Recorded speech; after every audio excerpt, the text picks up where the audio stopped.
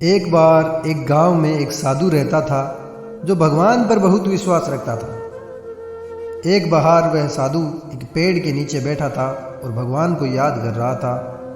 तभी अचानक वहां बाढ़ आ गई। चारों तरफ पानी ही पानी हो गया। सब लोग अपने आप को बचाने के लिए ऊपर पहाड़ की तरफ भागने लगे। उनमें से एक आदमी ने देखा कि इस हालत में भी साधु जी भगवान की तपस्या कर रहे हैं। वह सोचा कि ये अपने आप को बचाने के लिए कहीं जा क्यों नहीं रहे हैं। तो उसे साधु से बोला, अरे आप कहीं जा क्यों नहीं रहे हो? आप भी मेरे साथ ऊपर पहाड़ की तरफ चलो, नहीं तो डूब जाओगे। साधु बोले, अरे हमें क्या होगा, मैं भगवान की इतनी तपस्या करता हूँ, मुझे कुछ नहीं हो सकता, मुझे भगवान अपने आप बचाएगा। धीरे धीरे पानी साधु के कमर तक आ गया। अब लोग वहाँ से नाव लेकर निकलने लगे तो उनमें से एक ने साधु से कहा, अरे पानी आपके कमर तक आ गया है, आप हमारे साथ चलो।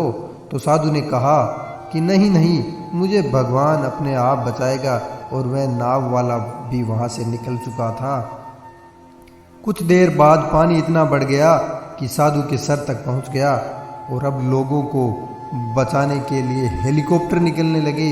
एक हेलीकॉप्टर साधु के पास आया, जो कि आखिरी हेलीकॉप्टर था। साधु के पास नीचे रस्सी फेंकी और बोला, इसे पकड़ो और ऊपर आ जाओ, नहीं तो आप डूब जाओगे। यह आखिरी हेलीकॉप्टर है और आपके पास में दूसरा कोई रास्ता नहीं है बचने के लिए। साधु ने कहा, यह रस्सी वापस ऊपर खींच लो और आप चले जाओ, मुझे भगवान के ऊपर पूरा विश्वास है, वह मुझे बचा लेगा। पानी काफ़ी ऊपर आ गया, पेड़ डूब गया और साधु की भी डूबने से मौत हो गई। मरने के बाद साधु जब भगवान के पास गया और बोला, हे भगवान, मैंने पूरी जिंदगी आपकी तपस्या की, मेरा सारा जीवन आपकी आराधना करने में लगा दिया, फिर भी इतने भरोसे के साथ इंतज़ार किया कि तुम मुझे बचाने आओगे, लेकिन मैं वहाँ डूब गया और मेरी वहाँ पर मौत हो गई। भगवान बोले, मूर्ख इंसान, एक नहीं तीन तीन बार आया था, वो तीनों बार मैं ही तो था। पहले पैदल, दूसरा नाव के द्वारा और तीसरा हेलीकॉप्टर के द्वारा, लेकिन तुमने मेरा एक भी अवसर पहचाना नहीं और तुम इंतज़ार पता नहीं किसका कर रहे थे, वो मैं ही तो था।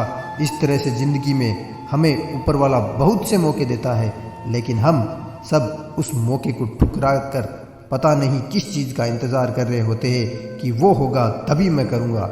इस बात पर अड़े रहने से एक वक्त के बाद वो मौका हाथ से निकल जाता है और हम कुछ नहीं कर पाते।